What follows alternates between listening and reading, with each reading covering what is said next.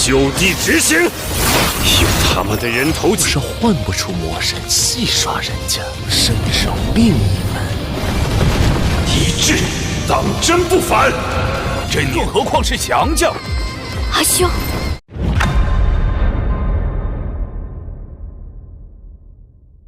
，Dalam spoiler episode 103, serial Donghua Tales of Herding Gods kali ini, wanita berpakaian hitam itu tak lain adalah peracun Mu Yingsue dari Istana Surga Sejati.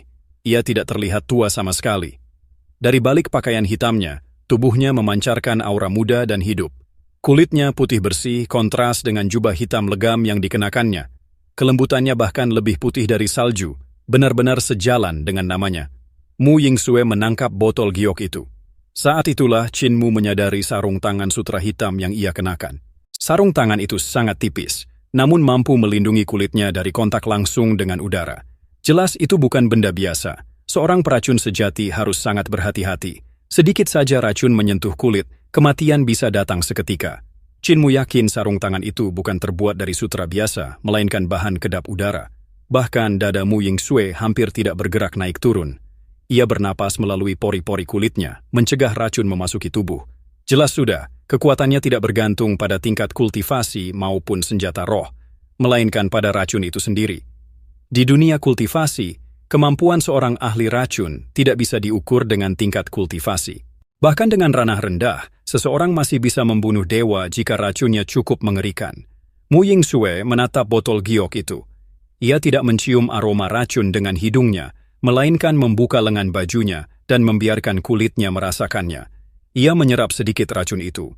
Sekejap kemudian, setengah lengannya mati rasa dan kehilangan indera peraba. Obat yang luar biasa. Mata Mu Yingsue berbinar. Ia menutup kembali botol giok itu dan melemparkannya pada Qin Mu. Meski tidak bisa melumpuhkan praktisi di alam jembatan surgawi, racun ini cukup untuk membatasi pergerakan mereka. Anestesi yang sempurna. Qin Mu menangkap botol giok itu tanpa menyentuhnya langsung. Qi vitalnya berputar, lalu ia mengeluarkan kodok bermata tiga berkaki tiga dari karung Taotia. Kodok itu membuka mulut, menelan botol giok, lalu memuntahkannya kembali setelah menetralkan racunnya.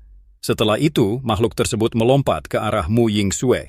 Xiong Xiuyu, Xiong Xier, dan yang lainnya tertegun. Mereka tahu Qin Mu mengumpulkan banyak herbal di cekungan, tetapi tak satu pun menyadari kapan ia menangkap kodok bermata giok itu. Racun kakakmu memang luar biasa, ujar Qin Mu sambil tersenyum. Namun racunmu masih tergolong biasa. Belum layak disebut tak tertandingi di dunia.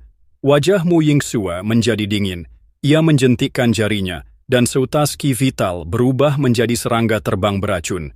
Kodok berkaki tiga menjulurkan lidahnya dan menelan serangga itu. Seketika tubuhnya menggelembung, membesar hingga sebesar sapi.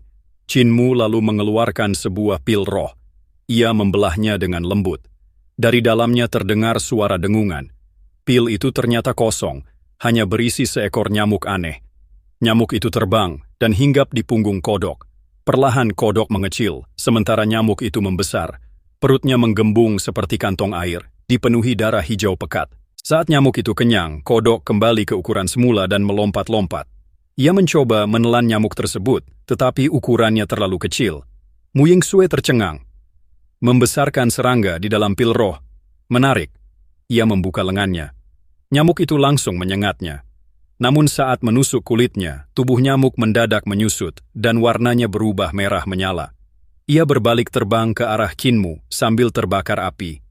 Wajah Qin Mu berubah. Ia segera mengeluarkan beberapa pil roh dengan ukuran dan warna berbeda. Dengan cepat ia memotong, mencampur, lalu memurnikannya menjadi pil baru menggunakan api telapak tangan. Ia menelan pil itu sekaligus. Tak lama kemudian, nyamuk kembali ke warna semula dan terbang lagi ke arah Mu Yingsue. Mu Yingsue mencibir. Kau tidak meracuninya? Hidung Qin Mu tiba-tiba membesar secara aneh, membuat wajahnya terlihat mengerikan. Ia terkekeh. Jika aku tidak meracuninya, bagaimana ia bisa terbang ke arahmu? Mengikuti aromamu? Mu Yingsue mengerutkan kening. Ia mengeluarkan beberapa herbal, memurnikannya dengan cepat, lalu membiarkan nyamuk menyengatnya lagi. Sekejap kemudian, rambutnya tumbuh liar ke segala arah seperti landak. Suara letupan lembut terdengar. Dari tubuhnya tumbuh ekor lebat hingga celananya robek. Kulitnya menggelap. Nyamuk itu kembali terbang ke arah Qin Mu. Chin Mu kembali meramu pil. Setelah menelannya, wajahnya kembali normal. Namun saat nyamuk menyengatnya lagi, petir tiba-tiba menyambar dari langit dan menghantam tubuhnya. Sementara itu, Mu Yingsue meminum sebotol obat racun hasil pemurnian. Rambut dan ekornya rontok seketika. Ia kembali membiarkan nyamuk menyengatnya. Detik berikutnya, tubuhnya tumbuh 8 kaki seperti laba-laba berbulu dan ia jatuh ke tanah. "Racunmu sungguh kejam," teriak Mu Yingsue marah. "Hei, sekarang coba racunku." Xiong Xiuyu dan yang lain menonton dengan wajah pucat. Pertarungan racun ini jauh lebih mengerikan dari pertarungan senjata. Akhirnya Chin Mu mengangkat tangan. "Tunggu, kita berdua setara dalam racun. Mengapa harus saling meracuni diri sendiri?" Mu Yingsue terdiam, lalu tersenyum dan menoleh ke arah yang lain. "Kalau begitu, kau racuni Yu Bochuan, dan aku yang menetralisirnya. Lalu aku meracuni Nai Kui, dan kau yang menyembuhkannya." Semua wajah langsung berubah. Chin Mu tertawa pelan. "Meracuni praktisi biasa bukanlah kemampuan sejati. Jika kita ingin bertanding racun, mari pilih target yang lebih kuat." Ia menepuk pohon raksasa di sampingnya. "Iblis akar ini telah menyerap darah dewa dan iblis. Jika racunmu mampu menekan darah dewa dan iblis, barulah kau layak disebut peracun sejati." Mata Mu Yingsue langsung bersinar. "Baik, siapa yang mampu meracuni iblis akar ini, dialah pemenangnya." Semua orang tiba-tiba roboh ke tanah. Racun menyebar tanpa suara. Mu Yingsue menatap Chin Mu dengan serius. "2 hari lagi, kita bertemu di bawah pohon ini. Gunakan semua kemampuan kita." Chin Mu mengangguk. "Baik." Ia meletakkan botol giok setengah terbuka. Selama 2 hari, keharuman kehilangan akan menyelimuti area itu, mencegah siapapun mendekat. Setelah mereka pergi, iblis akar itu mencoba melarikan diri. Namun manik naga hijau menahannya kuat-kuat. Ia bahkan tak mampu bergerak sejengkal pun. Malam pun turun dan kegelapan menyelimuti segala arah. Namun di sekitar pohon raksasa iblis akar, cahaya ilahi bersinar terang. Cahaya itu berasal dari patung-patung dewa yang dikumpulkan iblis akar dari berbagai tempat. Ia menggunakan kekuatan patung-patung itu untuk menolak invasi kegelapan dan melindungi dirinya. Wilayah yang dijangkau oleh akarnya sangat luas, tetapi tubuh aslinya hanyalah segumpal akar utama. Pada siang hari, akarnya menyebar ke segala arah dan berubah menjadi wanita-wanita cantik untuk memancing mangsa. Namun saat malam tiba, seluruh akar ditarik kembali, bersembunyi di area yang dilindungi cahaya ilahi patung dewa. Saudara kelelawar putih, naga kilin, Xiong Xiuyu, dan Xiong Chier berada tepat di dekat akar utama, di dalam jangkauan cahaya. Mereka aman dari kegelapan malam, tetapi semuanya telah diracuni keharuman kehilangan dan tidak mampu bergerak. Mereka hanya bisa berbaring diam, menunggu fajar. Dari kejauhan terdengar ratapan roh. Bayangan raksasa bergerak di dalam kegelapan. Bahasa iblis bergema samar, seolah dibisikkan langsung ke telinga. Beberapa patung dewa bahkan tampak hidup kembali, mengucapkan kata-kata kuno yang tak lagi dipahami manusia zaman sekarang. Cahaya tiba-tiba meledak di tengah kegelapan, lalu surut kembali, memperlihatkan pemandangan perbukitan hijau dan aliran air jernih. Reruntuhan besar seolah tumpang tindih dengan dunia lain. Ada manusia yang berdiri di sana, menatap kegelapan dengan rasa ingin tahu. Sesaat kemudian, dunia kelabu yang sunyi dan mematikan muncul, tanpa tanda kehidupan sedikit pun. Malam yang penuh fenomena aneh itu membuat jantung semua orang berdebar hebat. Ketika matahari akhirnya terbit, naga kilin terbaring telentang dengan keempat kakinya terangkat. Meski diracuni Mu Yingsue, ia masih bisa bergumam lemah. "Guru, belum memberiku makan hari ini." 1 hari berlalu, dan malam kembali datang. Chin Mu akhirnya kembali. Tubuhnya dipenuhi debu, tetapi tangannya terus bergerak tanpa henti memurnikan obat. Ia juga membawa beberapa batu giok berkualitas tinggi dan memurnikannya menjadi tungku 5 fase 8 trigram.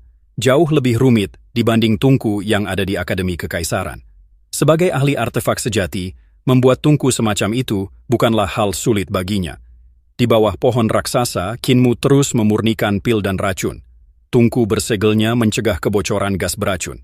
Metode ini jauh berbeda dari sebelumnya.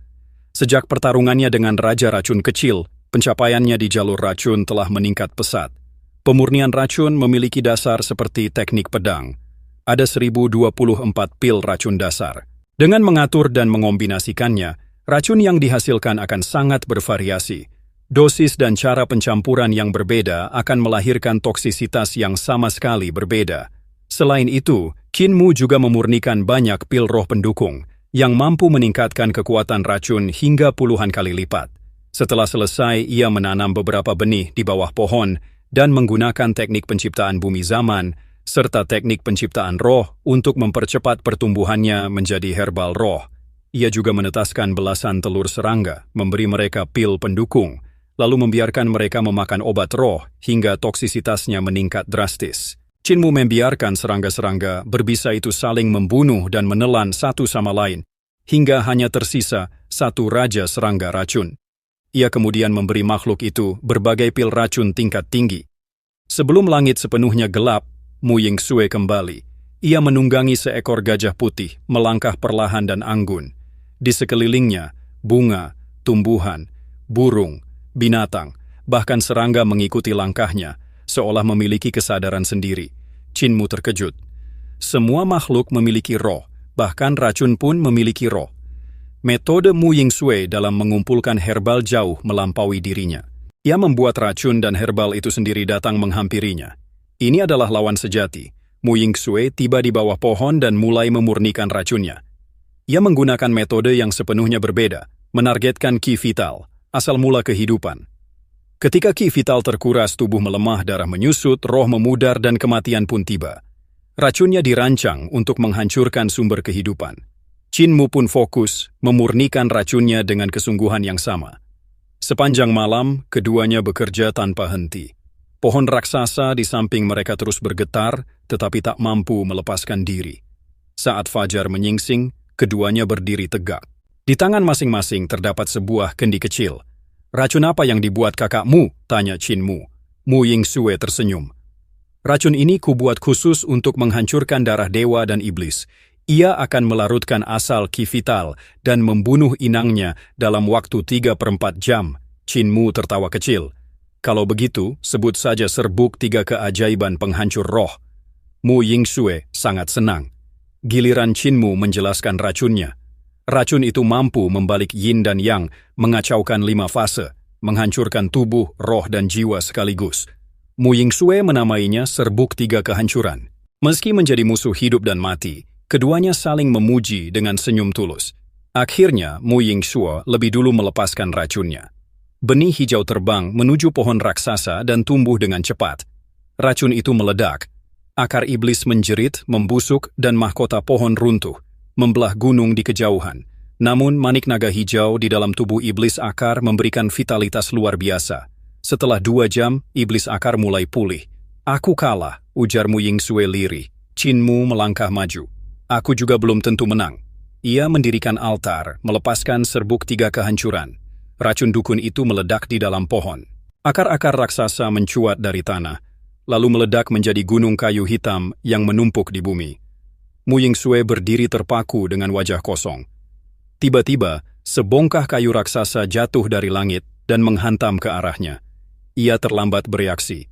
Tanpa ragu, Qin Mu menerjang dan menyeretnya menjauh. Detik berikutnya, kayu besar itu menghantam tanah, memicu gelombang udara dahsyat yang melemparkan mereka berdua. Setelah berhenti berguling, Qin Mu segera melepaskan Mu Yingsue. Ketika menoleh ke belakang, mereka melihat sebuah lubang besar di tempat mereka tadi berdiri. Tanah dan bebatuan beterbangan ke segala arah. Mu Yingsue masih linglung ketika tiba-tiba tersadar. Ia mengeluarkan beberapa botol giok dengan wajah cemas. "Ada racun di tubuhku. Saat kau menggendongku, mungkin kau ikut teracuni." "Tidak perlu," jawab Qin Mu singkat. Ia dengan cepat meramu beberapa penawar dan menetralisir racun di tubuhnya. Keduanya menatap sekeliling dengan perasaan mati rasa. Lembah di sekitar mereka telah berubah menjadi pegunungan kayu hitam.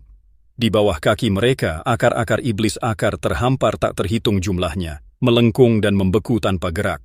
Qin Mu segera menoleh ke arah naga kilin, Xiongxuyu, dan yang lain. Ketika pohon raksasa itu runtuh, mereka yang berada di dekat akar beruntung tidak tertimpa atau terkubur. "Aku kalah." Suara Mu Yingsue terdengar suram. Peracun nomor 1 di bumi barat ternyata masih kalah dari seorang pemuda reruntuhan besar. Qin Mu menggeleng. "Kau terlalu merendahkan diri. Aku menang karena keuntungan. Racunku mengandung racun dukun dari Istana Emas Roland, Dan sebelumnya kau telah melukai vitalitas iblis akar. Tanpa itu, aku takkan bisa meracuninya sampai mati. Mu Yingsue menunduk. Iblis akar itu menelan manik naga hijau. Vitalitasnya hampir tak terbatas. Aku memang kalah. Qin Mu tersenyum tipis. Lagi pula, aku bukan ahli racun murni. Aku lebih ahli menyembuhkan dan menyelamatkan orang. Ucapan itu justru menusuk hati Mu Yingsue lebih dalam. Kau tidak pandai menghibur, katanya dingin. Sekarang kau menang. Apa yang akan kau lakukan padaku? Qin Mu tertegun. Mengapa aku harus melakukan apapun? Kita bertarung, saling belajar, dan bersama-sama menyingkirkan musuh kuat. Kita berada di jalur yang sama. Bertukar wawasan adalah hal wajar. Mu Yingsue menatapnya dalam-dalam. Tiba-tiba ia berjinjit dan mencium bibir Qin Mu. Ia lalu menyelipkan sebuah tas kecil ke tangannya dan berbalik pergi sambil tertawa ringan.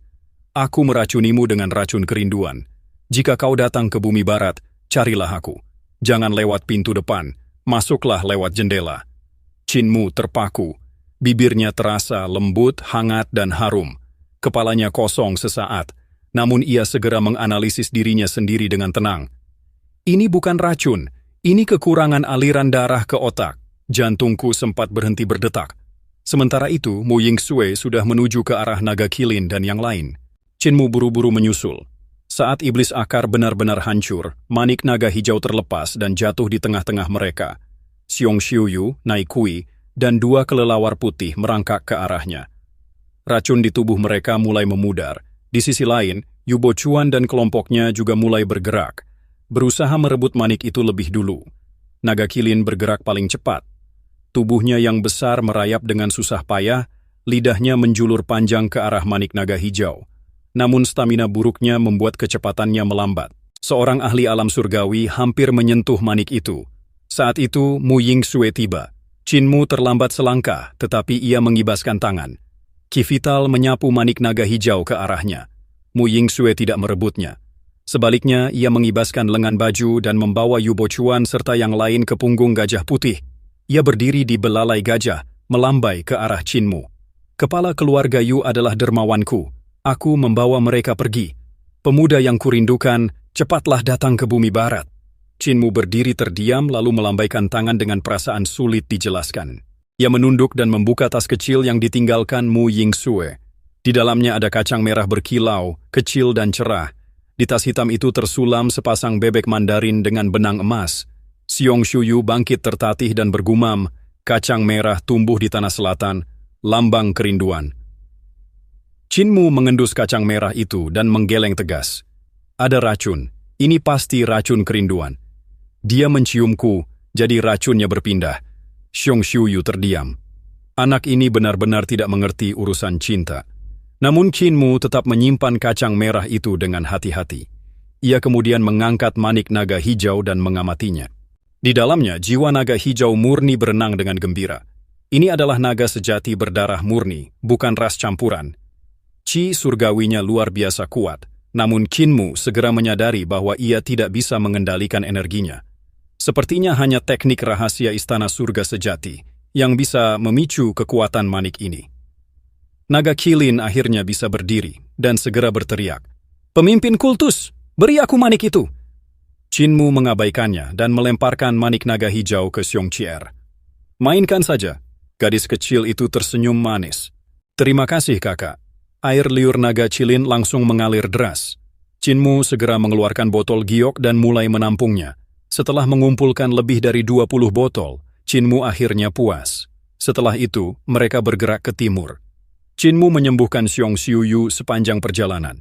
Racun ulat melilit telah menembus harta surgawinya, tetapi setelah 10 kali perubahan resep, racun itu akhirnya dihapus sepenuhnya. Lebih dari 10 hari berlalu tanpa gangguan. Suatu hari, terdengar suara gemuruh air di kejauhan. Mata Qin Mu bersinar. Kita sampai di sumber sungai mengalir. Mereka berdiri di tepi jurang ribuan kaki. Reruntuhan besar terbelah membentuk parit alami yang membentang ribuan mil, membagi timur dan barat.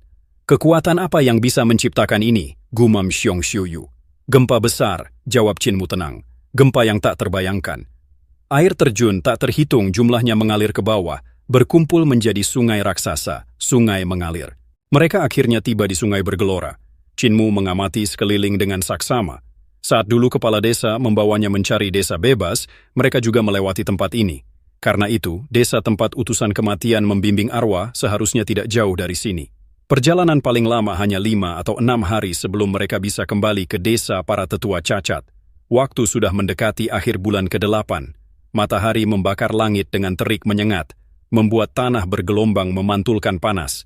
Ketika Chinmu meninggalkan desa bersama putra mahkota Ling Yushu, saat itu masih musim semi. Kini sudah akhir musim panas. Dalam satu musim perjalanan, begitu banyak pertemuan yang terasa seperti legenda. Saat mereka mendekati sungai, tiba-tiba uap air menyembur dari permukaan air. Kabut putih pekat menyelimuti segalanya menutup pandangan.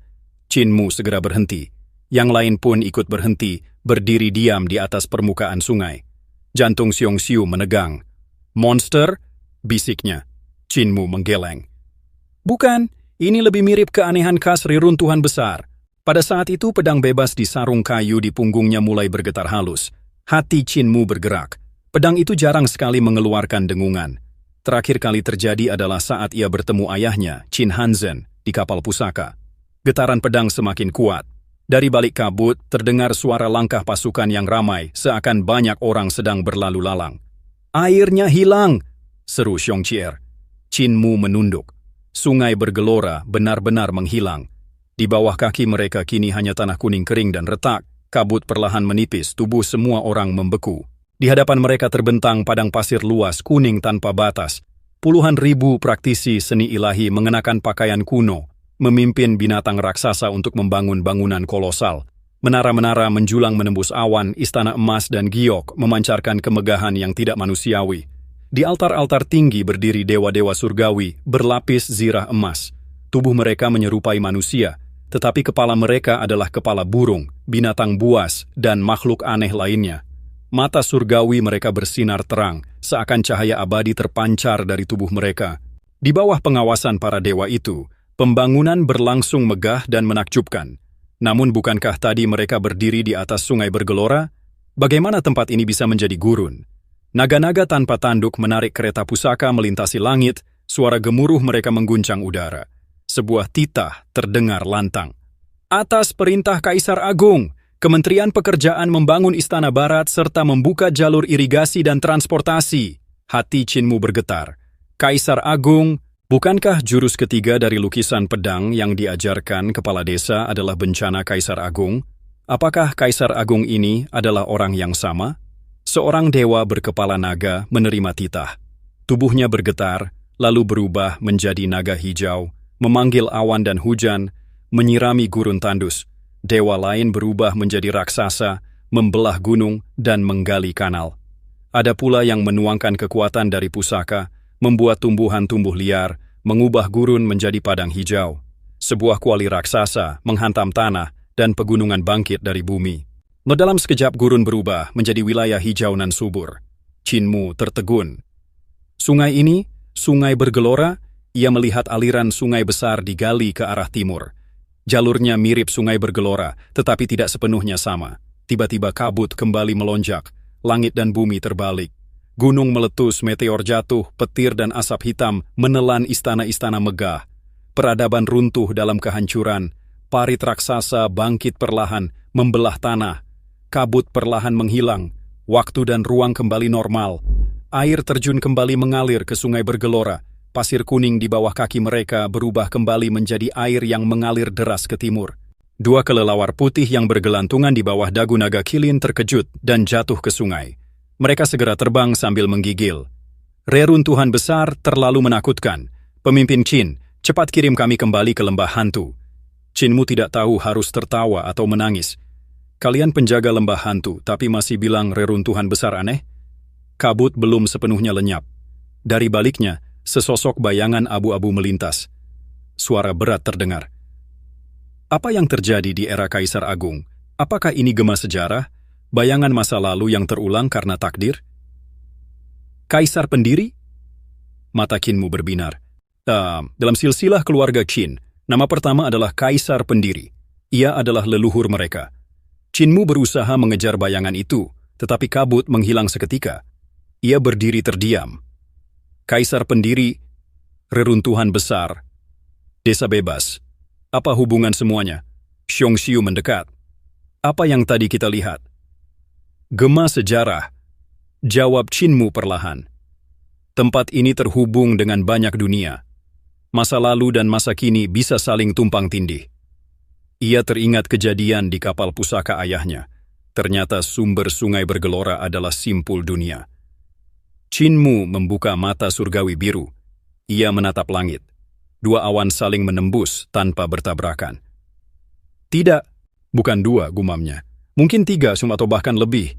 Ia melompat ke udara, angin dingin menyapu tubuhnya. Mungkin ada 4, 5, atau lebih banyak langit yang saling bertumpuk di sini. Arah awan dan angin di langit jelas berbeda. Satu bergerak ke kiri, yang lain ke kanan. Bahkan arah anginnya pun bertolak belakang.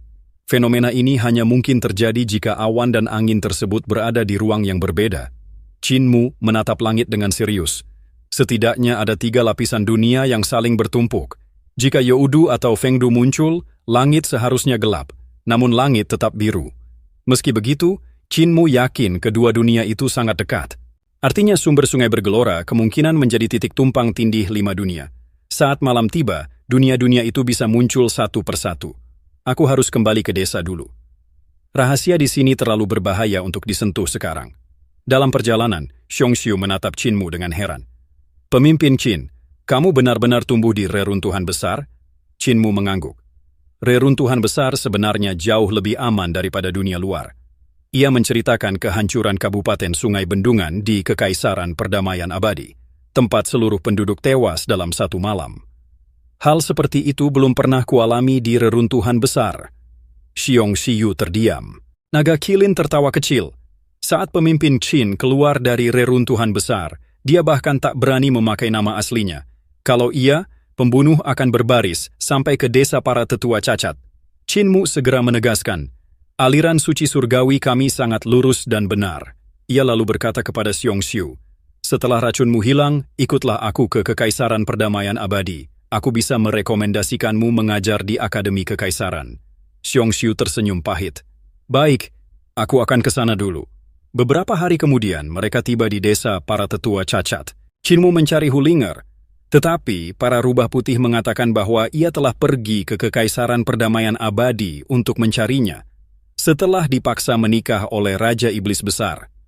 Di pintu desa, kepala desa berbaring di kursi malas, berantakan dan sendirian. Hampir 2 bulan aku di sini, katanya santai. Qinmu terdiam, lalu membersihkan dan merapikan kepala desa. Setelah itu, ia mengemasi seluruh kebun ramuan ke dalam karung tauti. Ketika Qinmu hendak membawa kepala desa pergi, orang